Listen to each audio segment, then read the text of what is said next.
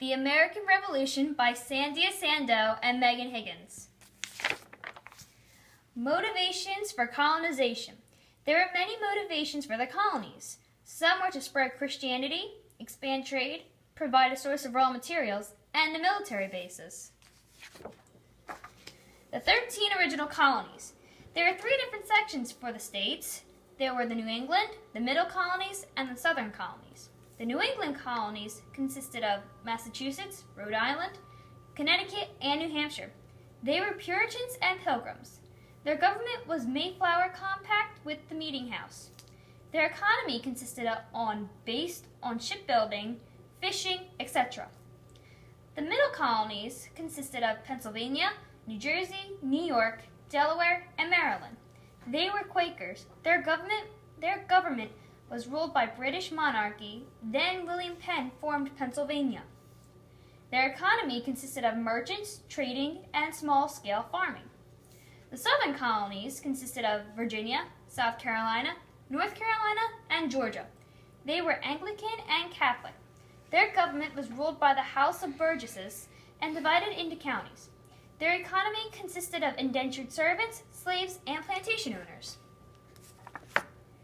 Here is a map of the 13 original colonies. The orange is the New England states, the dark blue is the Middle states, and the teal color are the Southern states. The Navigation Act of 1651.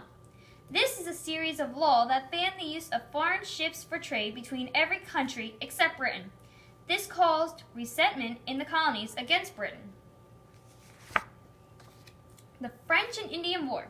This war was also known as the 7 Years' War. They were both backed by their parent countries, Britain and France.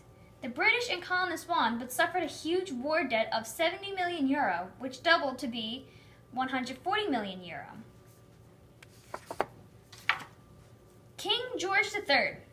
His full name was George William Frederick. He was an admirable monarch and was very popular in England and fairly popular in the colonies. He returned to Britain to a more traditional monarchy instead of the parliamentary tyranny it had been under the fall of the House of Stuart. He sought to gain revenue from the colonies to pay off the national debt. Proclamation of 1763. This was issued on October 7, 1763 by King George III. It forbade all settlement past a line drawn along the Appalachian Mountains. This angered the colonists because it closed the frontier to expansion. Their prize from the 7 Years' War was being taken away from them. The Sugar Act. Parliament passed a tax on sugar in the colonies on April 5, 1764. This was a modified version of the Sugar and Molasses Act, which came out in 1773, which was about to expire. This angered the colonists because they felt they had no voice in Parliament. Stamp Act and public response to no taxation without representation. The Stamp Act of 1763 imposed a stamp duty on all newspapers and legal documents and commercial documents. The colonists were very angry and opposed it, leading to its repeal in 1764. This also encouraged revolutionary movement against the crown. The Sons of Liberty.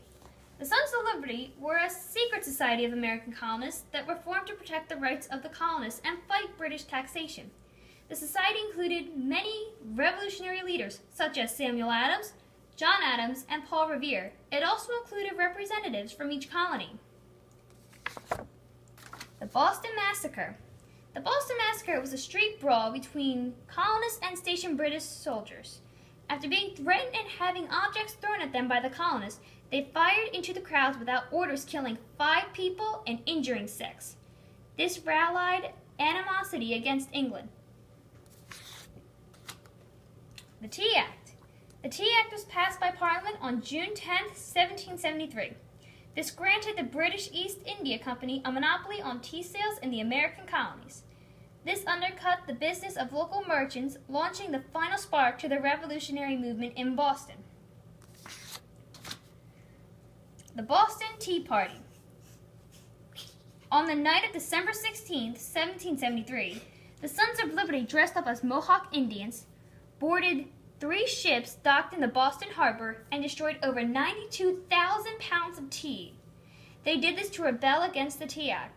As punishment, Parliament passed the Intolerable Acts. Common Sense by Thomas Paine.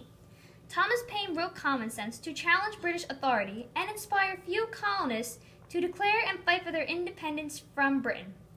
In Common Sense, Paine asked all patriotic Americans to join him in mocking and despising anyone against America's war for independence. Enlightenment thinkers who influenced the American Revolution. Those 2 men were John Locke and Baron de Montesquieu. The founding fathers of the American Revolution drew heavily on Locke's ideas on natural rights and freedom.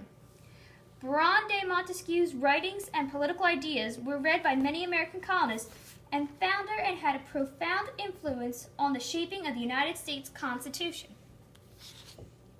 The Declaration of Independence.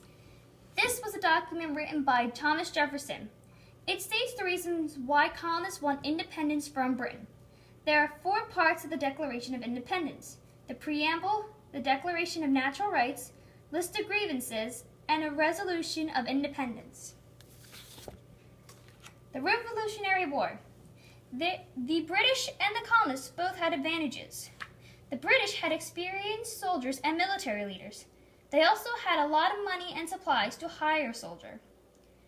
Many colonists were still loyal to Britain. They outnumbered the Americans in most battles, and they had the strongest army and navy in the world.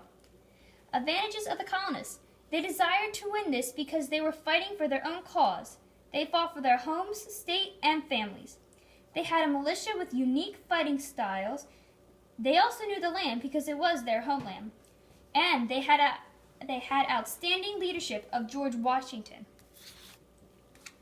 Thomas Gage led the Royal troops until the Battle of Bunker Hill, when he was relieved by General Howe, who was succeeded by General Clinton. The Continental Army was led by George Washington. Loyalists were colonists that were still loyal to Britain.